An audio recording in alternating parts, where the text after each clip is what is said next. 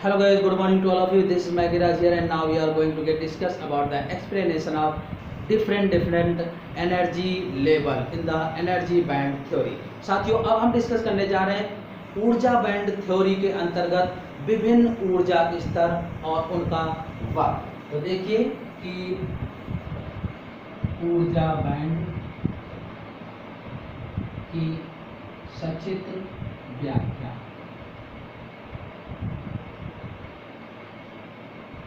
तो देखिएगा यहाँ पर क्या है कि सिलिकॉन और जर्मेनियम जो ये हैं, ये सिलिकॉन जो है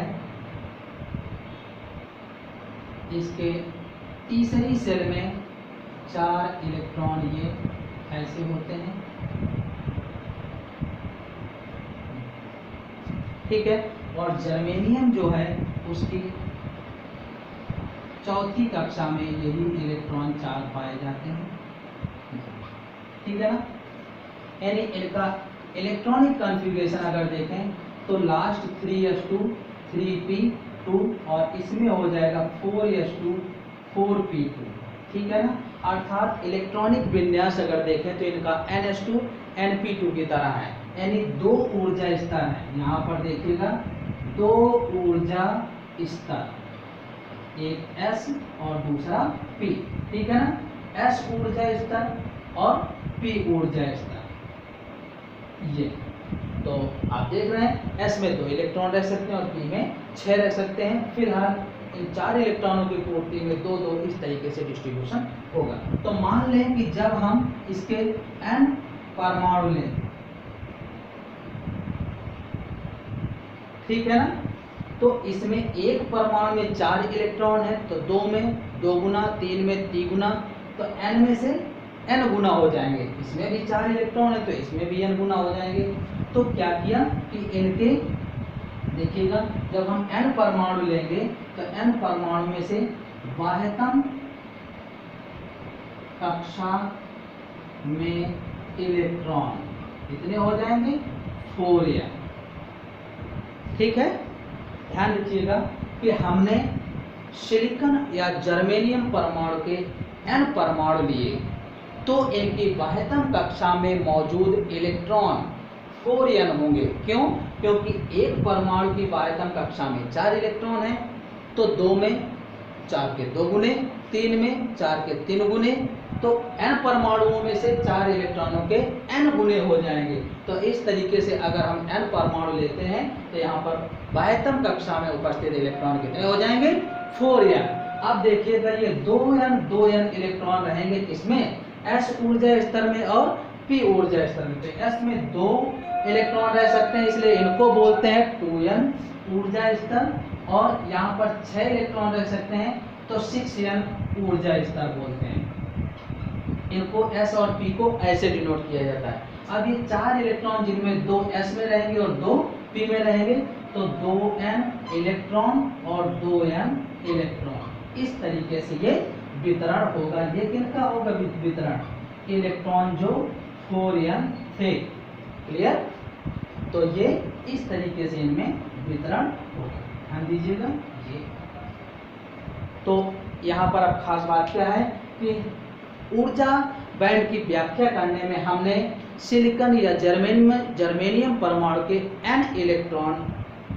n परमाणु लिए, जिनमें प्रत्येक में से कितने, एक परमाणु में से 4 इलेक्ट्रॉन है, तो n परमाणुओं में से 4n इलेक्ट्रॉन होंगे, जिनका ऊर्जा स्तरों में भरने का क्रम 2-2 है। अर्थात 2n इलेक्ट्रॉन और 2n इलेक्ट्रॉन, 2n और 2n इलेक्ट्रॉन भरे जाएंगे।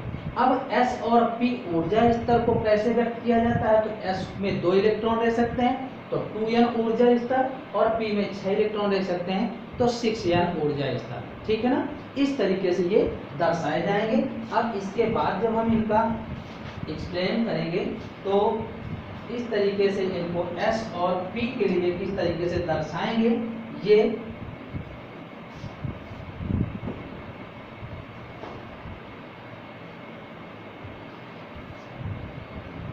देखिएगा। ये 2n s ऊर्जा स्तर है, यानी अगर देखें तो L का मान यहाँ 0 होता है, जिसे एजीम्यूथल क्वांटम नंबर बोलते हैं, ठीक है ना। और यहाँ 6n ऊर्जा स्तर है, इसके लिए L का मान 1 होता है, जिसे हम 6n या p ऊर्जा स्तर बोलते हैं, ठीक है ना। अब देखिएगा, इसमें भी 2n इलेक्ट्रॉन होते हैं और इसमें भी 2n इलेक्ट्रॉन, ठीक है ना। तो ये हुआ प्रारंभिक स्तर इसका A। अब देखिएगा B स्तर में क्या होगा। कितनी बात क्लियर हुई ना। अब इसके बाद ये क्या है कि ये 2n जो ऊर्जा स्तर थे 2n और 6n ऊर्जा स्तर, ये अपनी अधिकतम ऊर्जा तक प्रसार करेंगे इस तरीके से, ठीक है, जैसा कि बी क्षेत्र में दर्शाया गया। अर्थात जब परमाणु एक दूसरे के बहुत समीप आएंगे तो इनकी बाह्यतम कक्षाएं एक दूसरे को पूर्णतया ढक लेंगी। अर्थात क्या होगा कि जब ये बहुत समीप लाते हैं, कितना, लगभग 2 से 3 एंगस्ट्रॉम के करीब ले आते हैं, तो 6n ऊर्जा स्तर की निचली सतह 2n ऊर्जा स्तर की ऊपरी सतह के भी नीचे आ जाती है। देख रहे हैं ना, ये वाली ये ऊर्जा स्तर है, इसको हमने थोड़ा डॉटेड से दिखा दिया ताकि पता चले कि ये इसके ऊपर आ गए, ठीक है। और ये थोड़ी लंबी लाइनों से ऐसे गैप दिखाइए, तो ये ऊपर आ गई ये। तो देखिएगा यहाँ पर क्या हो गया, ऊर्जा अंतराल 0 हो जाएगा, जैसा कि ये सी क्षेत्र में दिखाया गया। और इसके बाद भी अगर ये ज़्यादा समीप आते हैं तो फिर इनके बीच में ऊर्जा अंतराल बन जाता है और 2 स्तरों में बढ़ जाता है, ये ऊपर वाला स्तर और निचला स्तर। ऊपर वाला स्तर CB बन जाता है और ये पूर्णतया खाली होता है, और निचला स्तर VB होता है और पूरे 4n इलेक्ट्रॉन इसी में आ जाते हैं, ये D क्षेत्र हो जाएगा। तो इस तरीके से हम ऊर्जा बैंड की व्याख्या कर पाएंगे। ध्यान रखिएगा।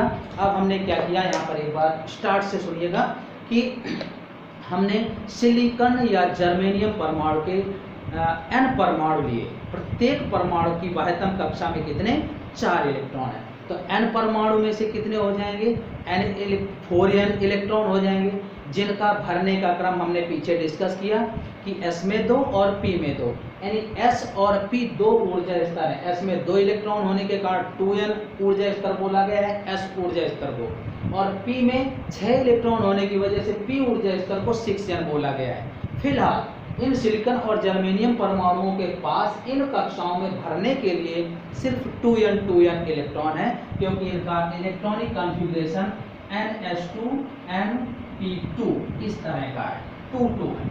तो इसलिए 4n इलेक्ट्रॉन जो थे 2n इसके पास और 2n इसके पास दे दिए, जैसा क्षेत्र A में दर्शाया गया है। इसके बाद इन परमाणुओं को जब ज़्यादा समीप लाते हैं तो ये इनकी बाह्यतम कक्षाएं जो है एक दूसरे के अत्यंत पास आ जाती हैं, जैसा क्षेत्र B में दर्शाया गया है। इसके बाद भी अगर इनको और ज़्यादा करीब लाते हैं तो ये एक दूसरे को अतिव्यापित कर जाती हैं और ऊर्जा अंतराल 0 हो जाता है, जैसा शेष क्षेत्र में दर्शाया गया। अर्थात 2n ये दिया है, 6n ऊर्जा स्तर की निचली सतह 2n ऊर्जा स्तर की ऊपरी सतह के भी नीचे आ जाती है, अर्थात ऊर्जा अंतराल 0 हो जाता है। और इसके बाद भी अगर परमाणु एक दूसरे के ज़्यादा अत्यंत करीब आते हैं तो फिर ऊर्जा अंतराल बन जाता है, और निचला स्तर संयोजी बैंड होता है, जहाँ पूरे इलेक्ट्रॉन रख लिए जाते हैं, और ऊपरी वाला स्तर चालन बैंड हो जाता है, जो पूर्णतया